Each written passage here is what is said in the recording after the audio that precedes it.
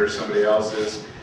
We're trying to build flexibility into the level we can, but I think there's been recognition in a lot of pedagogy circles that the closed classroom makes more sense, but there need to be mediating spaces like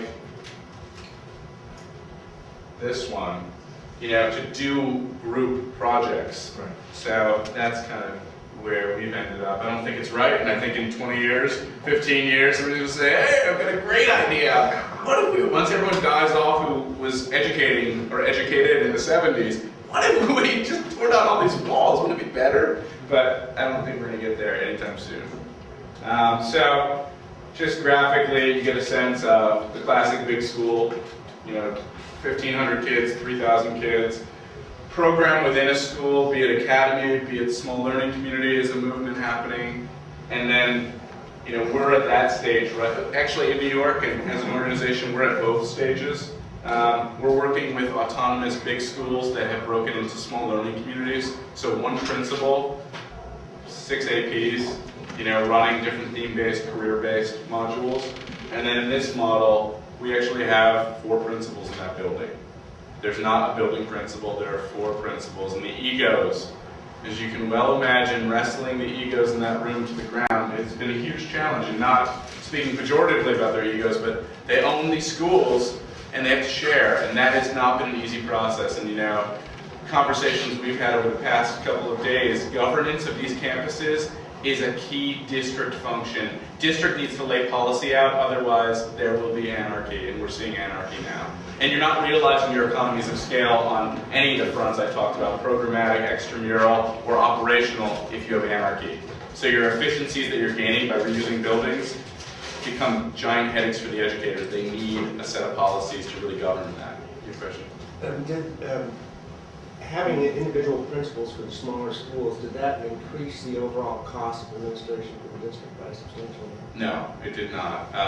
There have been efficiencies gained by losing a lot of other functions. A big school would carry a table of organization that had, in New York, 15 guidance counselors, for 4,000 kids, and boom, boom, boom across the board, a whole set of APs, AP organization, AP security, AP instruction, department heads. I mean, if you look at a big school, there are a lot of people in the table of organization necessary.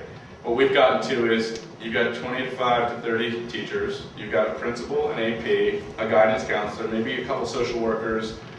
It's a much leaner budget overall, and we've seen that play out at a district scale.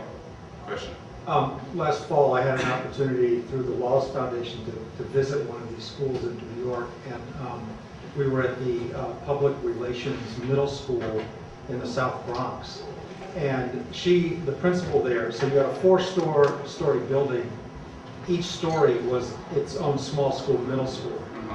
And the principal was really grappling with this whole governance thing with the other 3 principals on common spaces. But we talked at length about this concept of increasing the number of administrators. And in fact, New York had to gear up this incredibly dynamic pipeline of new leaders, professional development program to identify new leaders. And one of the attractions to that was that it was an incentive-based program where the principal of the public relations school was able to design and choose the career pathway for that middle school. So she had a hand and an investment in the creation of the concept around her, and I don't know how many students she had.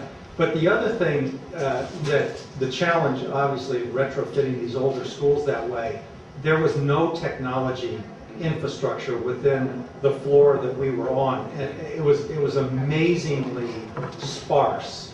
That presented to her one of the greatest future challenges is how do you retrofit these buildings, because the concept was working, but they were already bumping up against some of the limitations of space, and they were kind of arguing about the governance with the other principals on the shared spaces. Totally. It's a great point.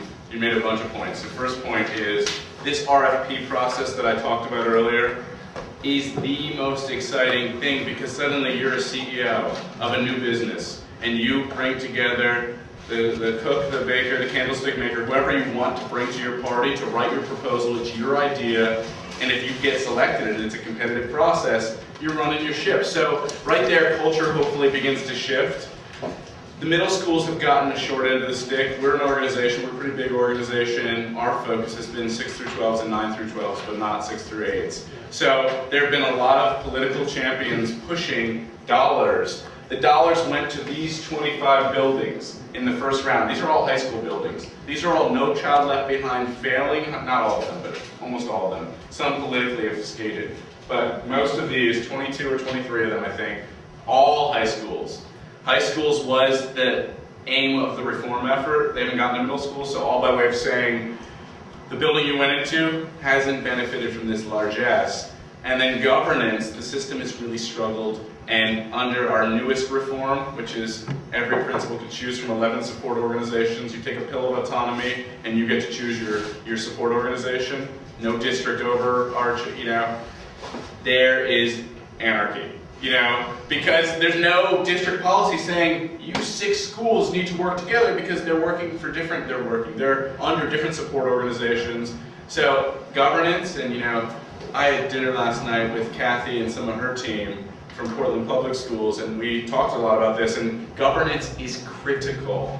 And you guys will be the first in the country to really nail this. I mean, LAUSD is often la-la land around this. They're doing campuses too, and that nobody's figured out governance, and it's not hard to figure out. It's hard to get the district to really push a raft of policies that are coherent, that have carrots and sticks. I mean, just the obvious things that haven't happened. The educational guru that really has nailed that down, in my estimation, is Michael Fullen, who has a model of this constant balancing act between district oversight and governance and campus autonomy, and you have to have both, and it can be done. And he's got it very well articulated, but it's a model that we've used in our district to explain this kind of loose, tight relationship that's got to be there, or you do have anarchy, and you can't have Michael Fullen. You can't have complete top-down, and you can't have complete autonomy. Neither works. You've got to have a governance that's right.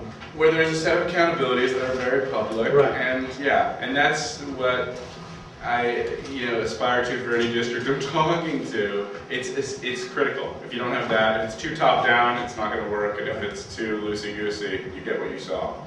So let me walk you through a couple of buildings very quickly. This is the South Bronx campus, which you might have actually seen. It's probably a block away. Built as an elementary school in, I want to say, 1923. Became South Bronx High School in 1977 as the South Bronx was burning. Their mascot is the Phoenix. And in 2002, the Phoenix had to shift a little bit because they were graduating about 42% of their kids on time. So No Child Left Behind said, you're closing over a period of years. 3 small schools slotted into this old elementary school, and this just gives you a sense of graphically what it began to look like. So this was year 1, this was 2002, and you had the colors in here, 3 small schools, this one, and this one, nested in parts of the building. And because contiguous space is one of the kind of key principles of our master planning effort. If these schools are autonomous and have their own identity, they can't be, she's got classrooms here, here, and here. That obviously won't work from a supervision standpoint. I can't be efficient with my dollars, and kids aren't feeling like they're part of something new. They're feeling like I'm just in the big high school building. Year 2, you begin to see, and by year 4, the whole building had transformed, and we had, it's a small building. I mean, I want to say, I've got the numbers there, I think it's like a 75, it's probably like an 80, 90,000, it's tiny. So these schools were actually smaller than our norm. These were 324 kids each in a building with a capacity of about 1,060. And you had schools occupying their own floors. In this case, these guys shared this floor. And that was how that building sussed out. Really distinct circulation was critical. We're not dealing with gangs, but we're dealing with kids who are part of different tribes. They were part of the Academy for Careers in Sports tribe. They're part, So the idea was we really want to keep autonomy to keep safety and security in a manageable place, and to really build the sense of this is your building. So in this building, they each had dedicated stairwells.